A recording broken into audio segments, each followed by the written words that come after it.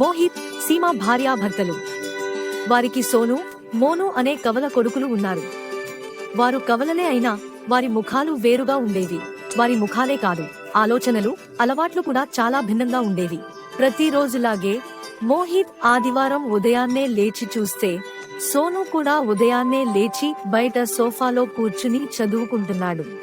సోను కొడుకా, రేపు పరీక్ష ఉంది, అందుకే ఇంత ఉదయాన్నే చదువుకోవడానికి లేచావు?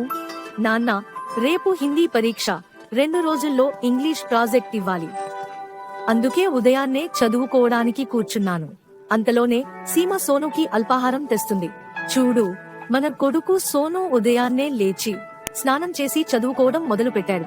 కానీ ఇంకొకడు మోను ఉదయాన్నే లేచి స్నేహితులతో బ్యాట్ బాల్ ఆడటానికి బయటకు వెళ్ళాడు. అంతలోనే మోను అక్కడికి వచ్చి అమ్మతో, అమ్మా, త్వరగా అల్పాహారం ఇవ్వు. బ్యాట్ బాల్ ఆడుతూ నాకు ఆకలి వేసింది.